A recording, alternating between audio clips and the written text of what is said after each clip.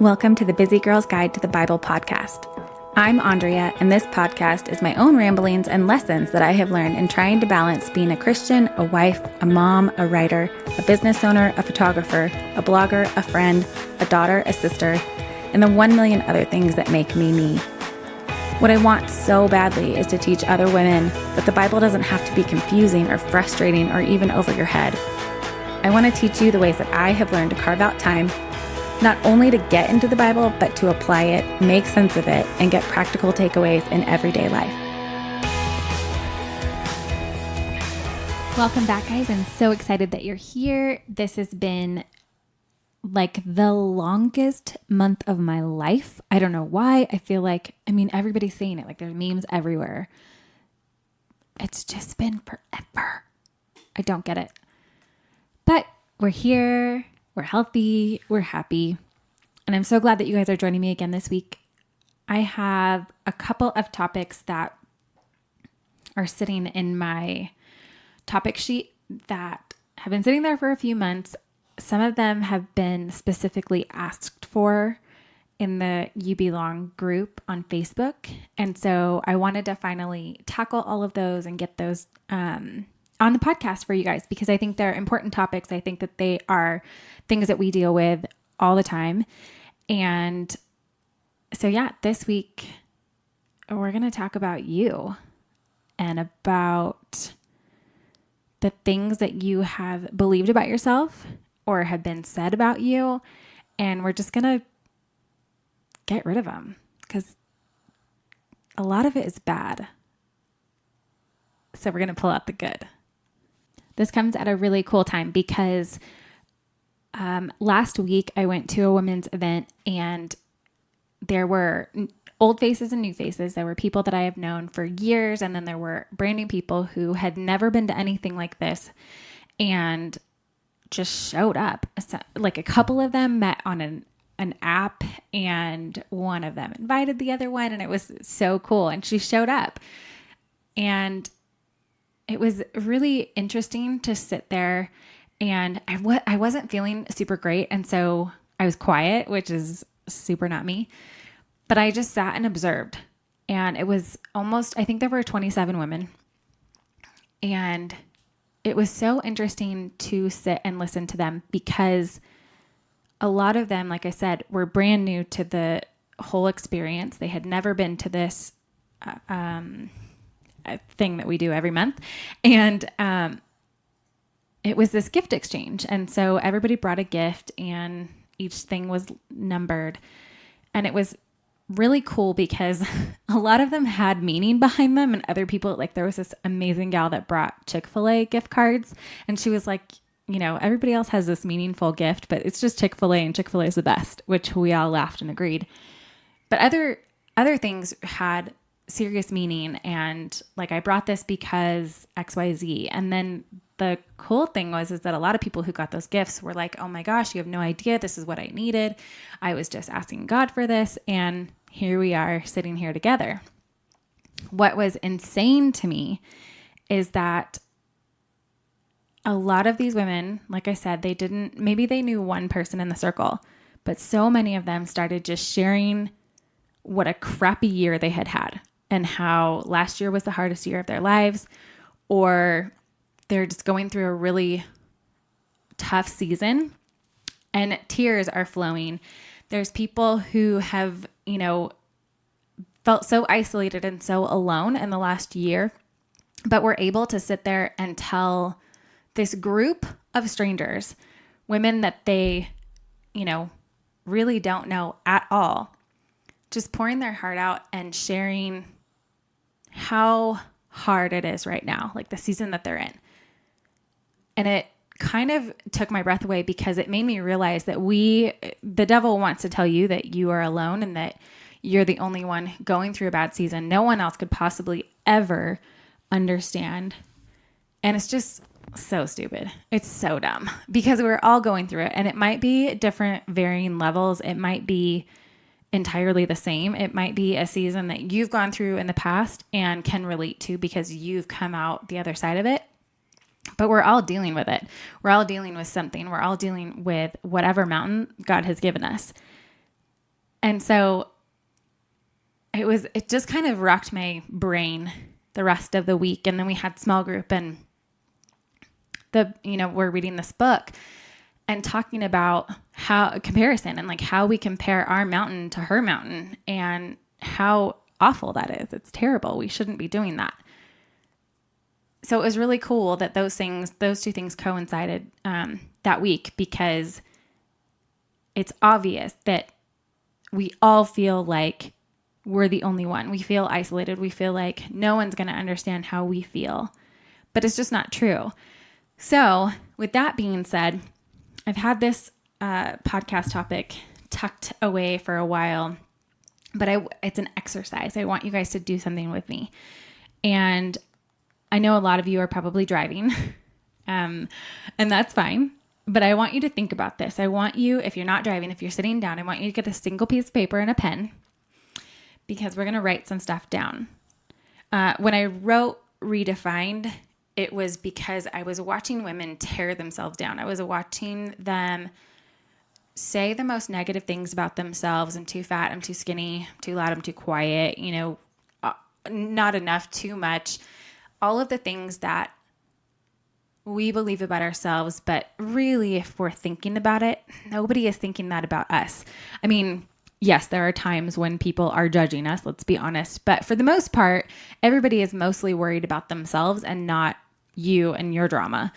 They are worried about what other people are thinking about them. And I just it's so irritating, because we do this so much and we tear ourselves down. And all throughout the Bible, it says, who we are. God's constantly calling out who we are, redeemed, justified, like all of these things, called. And so there's really no place for all of the fat shaming or the mom shaming or whatever. None of that. There's no time for that. So a big thing is that the things that make us are what God gave us. He wants you to fulfill a specific purpose. In fact, our pastor talked about it this weekend. It's crazy how this whole thing is like coming together. And it was just it was such perfect timing, because we all need to hear it. We all need to know that we're in our specific season. We're in our specific, calling for a reason. We're not all supposed to be the same. We're not all supposed to look the same. We're not all supposed to do the same thing. And something that he said that was so beautiful. It was, love the calling you have, not the one you wish you had. And I mean, whoa, that was a kick in the pants. Let me tell you. You have to remember, like, the things that the characteristics and the qualities that we have are to reach a certain people or a certain person, like a certain group of people. We can't do that if we're all exactly the same. We'll only reach a certain group of people. And so we have to have people who are louder and who are quieter and who are more Tigger and then who are more Eeyore. Like, we have to have all of that in order to reach people. We have to have all of those kind of personalities in order to bring people into, a setting like last week where, some of us are bouncing off the walls and the other people are just sitting down quietly. We have to have all of that. That is all important, and it's how God made you, and he made you for a specific purpose. So what we're going to do today is just write down a lie that was spoken over you, words that broke your heart and your spirit, and words that make you feel like you're going to fail. That is something that I didn't learn until I was in my late 20s. I didn't realize that I didn't have to accept everything that everyone said about me. I didn't have to take that on. I didn't have to take on shame or hurt or any of that if it weren't true. If there are, obviously we all have things. We all have things that we get approve upon. And a lot of times when we hear that, it super stings and super sucks. However, these are not the things that I'm talking about. The things that I'm talking about are lies, are condemnation that was spoken over you. So I want you to write it down. And if it does not align with God's word, you're going to crumple up that paper and toss it out. You can burn it if you want, responsibly. But it's just time to stop believing those things. It's time to get it out of our system. It's time to write it down on a piece of paper. It's time to put it out of our minds and be done with it. It is so time to stop. We have enough coming at us. We have enough in motherhood, in marriage, just in being a human, that we don't need to be the ones beating ourselves up every single day. If you believe in God and you believe his word, there's nothing in there that says that. Like, he's not a God of condemnation. He sent his son so that we wouldn't live that way, so that we wouldn't be our own worst enemies. So it's just time to be done with that. You are not what someone else says about you. It's just not true. If you want to find out who you are, open your Bible, get into the word, and God will tell you repeatedly how wonderful he thinks you are, that you are chosen, that you are redeemed, that you are called. We all have a purpose here. And it's not what someone said about you 10 years ago, 20 years ago, however long. It's just not the case. And I love this. Rachel Hollis shares this a lot, and I couldn't find who the actual author of a quote was. I don't know if that's the right word, but it says, what others think about you is none of your business. And it's true. What does it matter? Whatever someone thinks about me, it doesn't affect my day to day. It doesn't affect me daily. It doesn't give me anxiety or fear or anything like that, because they have to worry about what they're thinking about me. I don't have to. I need to know in my heart what God believes about me, and I need to walk that out every single day. So if you have written that down, I want you to just like shred it, get rid of it, tear it up, give it to the Lord, tell him that you are walking away from this, that you are never going to take this on again. And I want you to remember this exercise, like as long as you live. When you start thinking about, this person said this about me, go back and remember this moment where you were done with the lie, that you were done with feeling shame or guilt or anything like that. Just get rid of it once and for all, and never take that back on, because that's not your job. You have bigger fish to fry. You have a bigger purpose. You have a higher calling. And girl, you have so much laundry to do. Let's be honest, like piles of laundry, and you just don't have time to worry about what someone else thinks. That is it for this week. That was super fun. And I'm so glad. I can't wait to hear all the stories about the things that you've written down, or the lies that you've believed and you are just done with them. And if there's more than one, write them down, like get it all out of your system. Just be done and walk away and hold your head high. You're redeemed. You're called. You're chosen. You're amazing.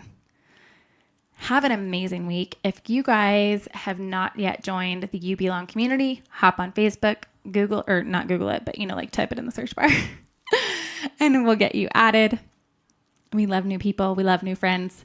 If you have any questions, you want to talk, you want to pray, anything, you can always get in contact with me. I love you guys. Have an amazing week, and I'll see you back here next week.